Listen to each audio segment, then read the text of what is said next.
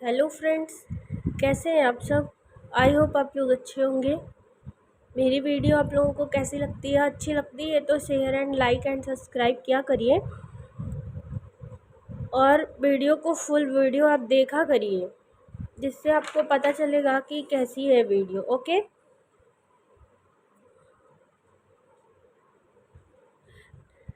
Next class में हमारी जो क्लासेस थी, वो उस क्लास में हम लोगों ने देखा था कि सेल डिवीज़न जो है उसको कितने पार्ट्स में डिवाइड करे थे। बट ये जो हमारी क्लास होगी, इस क्लास में हम लोग देखेंगे कि इस क्लास में हम लोग देखेंगे कि सेल की अवस्थाएं पढ़ना है हमको। सेल कितने स्टेज होते हैं, हमारी कोशिका विभाजन के कितने स्टेज होते हैं। तो 6 स्टेज होते हैं हमारी सेल को डिवाइड होने में, और उस स्टेज को इधर उधर नहीं कर सकते, बिल्कुल सीक्वेंस में हमको लेके चलना होता है। क्यों?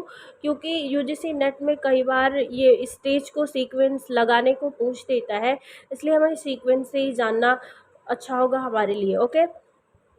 देखेंगे कि जो फर्स्ट स्टेज होती है वो इंटरफेज की स्टेज होती है। हमने इसको कैपिटल लेटर में लिख दिया है। इसको इंडिकेट किस से किया जाता है, तो ये है इंटरफेज को आई से इंडिकेट करते हैं। प्रोफेज जो होता है सेकंड नंबर का, इसको पी से इंडिकेट करते हैं। नेक्स्ट जो है मेटाफेज, इसको एम से इंडिकेट करते हैं। नेक्स्ट जो है एनाफेज, उसको ए से करते हैं। नेक्स्ट जो है वो उसको टेलीफेज कहते हैं, इसको टी से इंडिकेट करते हैं। और लास्ट होता है, इसको बोलते हैं साइटोकाइनेसिस प्रोसेस। ओके। ये प्रोसेस सेल को डिवाइड होने में हेल्प करती है, और सारी प्रोसेस ऐसे सीक्वेंस बाई चलती रहती है। ठीक है। फर्स्ट जो होता है वो इंटरफेज, इसको जानते हैं। ये जो इंटरफेज स्टेज होती है, पूरे सेल को डिवाइड होने में 24 हावर्स लगते हैं।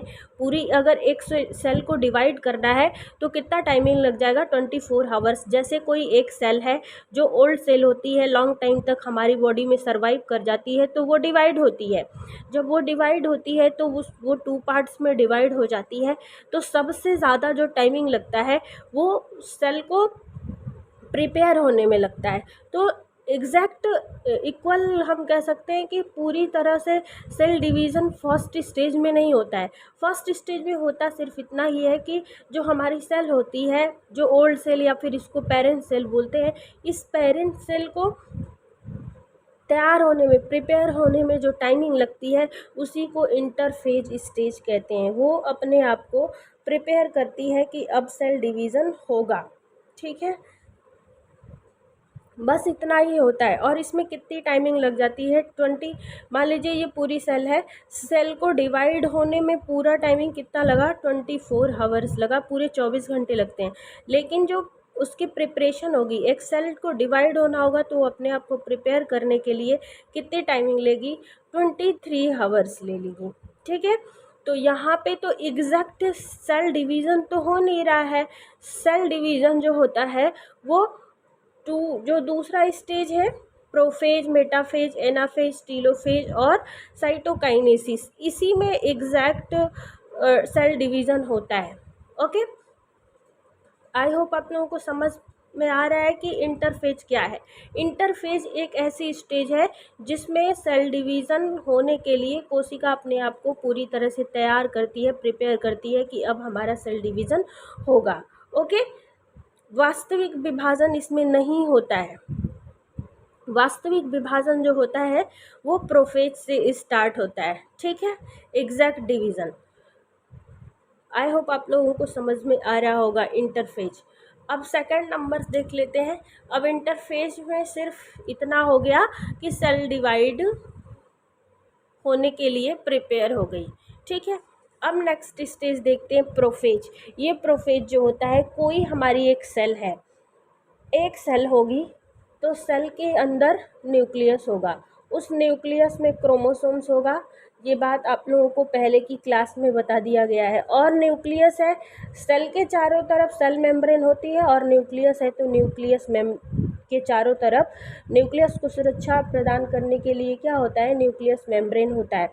हमने मेंशन करके रख दिया है। ये जो स्ट्रक्चर दिख रहा है ये क्रोमोसोम्स है, ये सेल है, ये पूरी एक सेल है, एक सेल के अंदर एक न्यूक्लियस है, उस न्यूक्लियस के चारों तरफ न्यूक्लियस मेम्ब्रेन है। तो होता क्या है प्रोफेज में कि ये जो सेल मेम्ब्रेन होती है, सॉरी, ये जो केंद्रक झिल्ली होती है, न्यूक्लियस मेम्ब्रेन होती है, ये धीरे धीरे धीरे धीरे टूटने लगती है। और जब ये टूटती है तो टूट करके कभी एक ऐसी स्टेज आती है जिसमें ये पूरी तरह से गायब हो जाती है। ओके, ये पूरी तरह से गायब हो जाती है। इसी स्टेज को हम क्या बोलते हैं? प्रोफेज की स्टेज बोलते हैं, प्रोफेज की अवस्था बोलते हैं। हम क्या कह सकते हैं कि प्रोफेज की अवस्था में गुणसूत्र जो होते हैं, केंद्रक के अंदर जो गुणसूत्र होते हैं और केंद्रक के ऊपर जो सुरक्षात्मक झिल्ली होती है, केंद्रिका झिल्ली, ये केंद्रिका झिल्ली जो होती है वो पूरी तरह से ख़त्म होने लगती है। ठीक है। और सबसे ज़्यादा अब हमारे पास क्वेश्चन क्या आएगा कि सबसे ज़्यादा समय किस में लगता है? तो आप लोगों को आइडिया होगा कि सब कोशिका विभाजन में सबसे ज़्यादा समय किस में लगता है। तो आपने देखा कि 24 से 23 आवर्स जो थे वो इंटरफेज स्टेज में लग जाते हैं, लेकिन ये क्वेश्चन रॉन्ग है। इसका जो आंसर मिलेगा हमें होना चाहिए प्रोफेज की स्टेज, क्योंकि ये कोशिका झिल्ली जब टूटती है तो इसमें सबसे ज़्यादा टाइम लग जाता है। तो क्वेश्चन आएगा कि कोशिका विभाजन की अवस्था में सबसे अधिक समय किसमें लगता है? तो प्रोफेज की अवस्था में सबसे ज़्यादा लॉन्ग टाइम लगता है। ठीक है। इसमें होता क्या है, प्रोफेज में जो न्यूक्लियस मेम्ब्रेन है वो पूरी तरह से टूटने लगती है और धीरे धीरे टूट करके वो पूरी तरह से गायब हो जाती है। जो नेक्स्ट स्टेज आता है उसको हम क्या बोलते हैं? मेटाफेज बोलते हैं। इस मेटाफेज स्टेज में ये जो क्रोमोसोम्स होते हैं, ये क्रोमोसोम्स एक दूसरे से अलग हो जाते हैं। जैसे ये देखिए एक फिगर है, हमने फिगर बना के रखा है, ये मान लीजिए ये क्रोमोसोम्स हैं, तो ये इनमें स्पेस नहीं होता है, ये एक दूसरे से जुड़े होते हैं। ऐसे आप लोग जब फिगर देखेंगे तो ये जो क्रोमोसोम्स होते हैं वो कुछ इस तरीके से होते हैं। एक इधर ये क्रोमोसोम्स है और दूसरा ये क्रोमोसोम्स, एक दूसरे से वो जुड़े होते हैं। और जैसे ही मेटाफेज स्टेज में आते हैं, प्रोफेज स्टेज के बाद जब मेटाफेज स्टेज में आते हैं तो वो यहाँ से ऐसे पूरी तरह से अलग हो जाते हैं। जैसे ये फिगर में आपको दिख रहा होगा कि ये पूरी तरह से अलग अलग हो गए हैं, वो एक पोल से दूसरे पोल में डिवाइड हो जाते हैं। जैसे एक यहाँ है तो इस तरीके से ये ऐसे ऐसे बने होते हैं, इस तरीके से ये होते हैं, एक दूसरे से जुड़े होते हैं। तो जब ये मेटाफेज स्टेज में आते हैं तो ये ऐसे हो करके ऐसे ऐसे ऐसे पूरी तरह से ये डिवाइड हो जाते हैं, इस तरीके से हो जाते हैं। एक जगह से दूसरी जगह ये चले जाते हैं, एक ध्रुव से दूसरे ध्रुव पे चले जाते हैं, जिसको पोल बोलते हैं। वो धीरे धीरे एक दूसरे से अलग हो जाते हैं, ये जो गुणसूत्र होते हैं। ठीक है, उसी को क्या बोलेंगे? मेटाफेज बोलेंगे। और जब ये मेटाफेज के बाद जो थर्ड स्टेज, नेक्स्ट स्टेज आती है एनाफेज, एनाफेज में ये पूरी तरह से टूट जाते हैं। जैसे ये क्रोमोसोम्स थे, ये स्ट्रक्चर आई होप आप लोगों को दिख रहा होगा, ये स्ट्रक्चर है किसका? क्रोमोसोम्स का। तो ये जो क्रोमोसोम्स थे जो अलग अलग यहाँ पे हुए थे, ये अलग अलग हो करके पूरी तरह से ये अलग हो जाते हैं। और अलग होने के बाद जो इनके ये टूट जाते हैं, जो इनका ऊपरी हिस्सा होता है, यहाँ से ये अलग हो जाएंगे, यहाँ से ये अलग हो जाएंगे। 2 स्टेज में ये पूरी तरह से टूट जाते हैं, स्प्लिट हो जाते हैं, ये पूरी तरह से टूटने लगते हैं। जैसे कि अगर इसमें चार है, 4 इनकी संख्या है, तो ये पूरी तरह से टूट करके कितने हो जाएंगे? 8। जैसे एक क्रोमोसोम्स ये है तो इसका ऊपर वाला एक हिस्सा ये टूटा, एक हिस्सा ये टूटा, तो ये 2 हिस्से में हो गए, तो 4 है तो इनका 8 हो जाएगा। ठीक है, इस तरीके से ये पूरी तरह से टूट जाते हैं। किस स्टेज में ये पूरी तरह से अलग हो जाते हैं? एनाफेज स्टेज में ये पूरी तरह से अलग हो जाते हैं। उसके बाद नेक्स्ट जो होता है वो टीलोफेज जो होता है, वो टीलोफेज स्टेज जो होती है, इसमें टीलोफेज स्टेज में ये जो यहाँ पे प्रोफेज स्टेज में जो न्यूक्लियस मेम्ब्रेन पूरी तरह से टूट करके बिखर गई थी, गायब हो गई थी, वो फिर से तैयार होने लगती है। अलग अलग पोल पे जाके ये अलग अलग पार्ट्स में डिवाइड हो जाते हैं, ये जो क्रोमोसोम्स होते हैं। और क्रोमोसोम्स अलग अलग पार्ट्स में डिवाइड होकर के इनका जो न्यूक्लियस मेम्ब्रेन पूरी तरह से ख़त्म हो चुका होता है, वो पूरी तरह से बनने लगता है, बनना स्टार्ट हो जाता है। ठीक है, इसको बोलते हैं telophase stage. Next and last stage आती है साइटोकाइनेसिस की स्टेज। तो साइटोकाइनेसिस की स्टेज में पूरी तरह से जो एक सेल होती है वो डिवाइड होकर के नेक्स्ट सेल में परिवर्तित हो जाती है। ओके, आई होप आप लोगों को फिगर दिख रहा होगा कि ये जो सेल है साइटोकाइनेसिस की स्टेज में, ये पूरी तरह से, साइटो का सेंस ही होता है सेल, और काइनेसिस का होता है डिवाइड होना। तो एक सेल है, ये सेल पूरी तरह से डिवाइड हो गई और ऐसे डिवाइड हो करके ये दूसरे सेल का निर्माण कर देती है। आई होप आप लोगों को समझ में आया होगा। एक बार रिवाइज करते हैं, देखते हैं कि जो पहला स्टेज है उसको क्या बोलते हैं, इंट्राफेज स्टेज। उस स्टेज में सेल अपने आप को पूरी तरह से प्रिपेयर करेगी। नेक्स्ट दूसरा जो स्टेज है उसको प्रोफेज बोलते हैं। प्रोफेज में जो क्रोमोसोम्स होते हैं, जो केंद्रक होता है, उस केंद्रक के चारों तरफ से एक लेयर होती है, सुरक्षात्मक लेयर, जिसको हम क्या बोलते हैं, सेल मेम्ब्रेन बोलते हैं। वो सेल मेम्ब्रेन पूरी तरह से गायब होने लगती है, टूटने लगती है। नेक्स्ट स्टेज में जो मेटाफेज स्टेज होता है, इसमें जो क्रोमोसोम्स होते हैं केंद्रक के अंदर, वो क्रोमोसोम्स क्या करते हैं, सिकुड़ने लगते हैं, उनमें स्पेस आने लगता है क्योंकि वो एक दूसरे से जुड़े होते हैं, तो वो क्या करते हैं, एक दूसरे से अलग होने लगते हैं।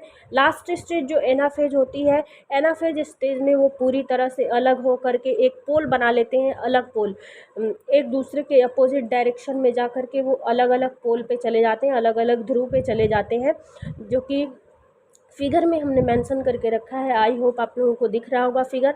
नेक्स्ट जो टीलोफेज होता है, उस टीलोफेज स्टेज में वो एक दूसरे से पूरी तरह से अलग हो करके जो उनका केंद्रक झिल्ली गायब हो चुकी थी, वो केंद्रक झिल्ली वापस बनने लगती है। और लास्ट स्टेज में एट लास्ट ऐसा होता है कि वो पूरी तरह से एक दूसरे सेल का निर्माण कर देती है, एक सेल दूसरे सेल को बना देती है। इसको क्या बोलते हैं, साइटोकाइनेसिस की स्टेज बोलते हैं।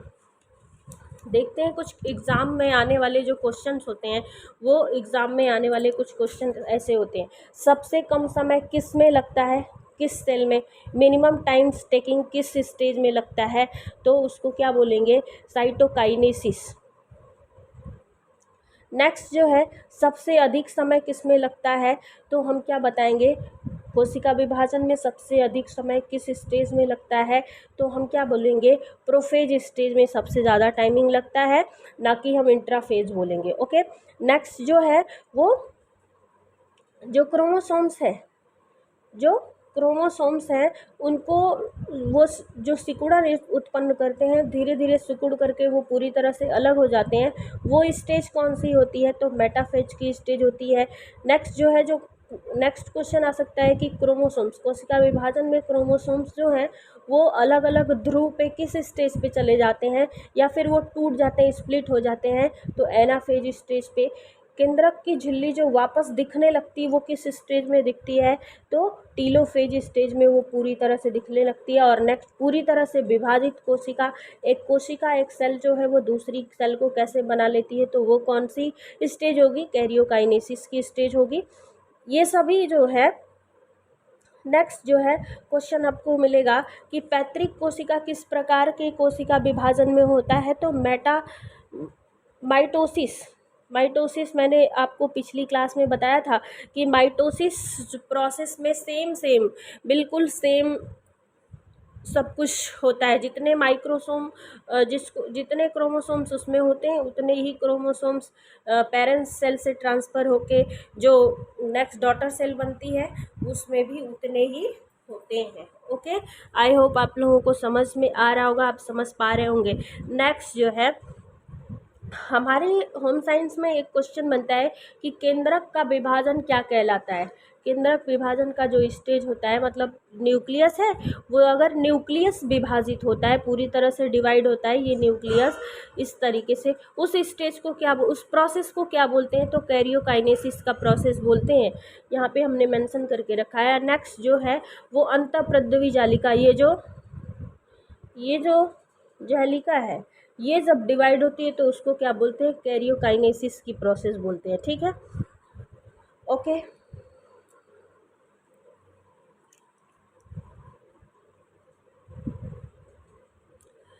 नेक्स्ट एक क्वेश्चन और, दो क्वेश्चन आपको, छोटा छोटा क्वेश्चन आपको मिलता है कि हेपोलाइटिक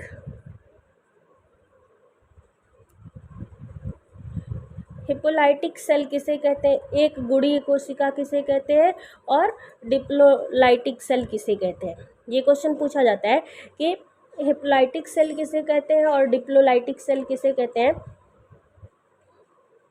तो जो एक गुड़ी कोशिका होती है, एक गुड़ी कोशिका स्पर्म और ओवा में होती है, इनका मतलब क्या होता है।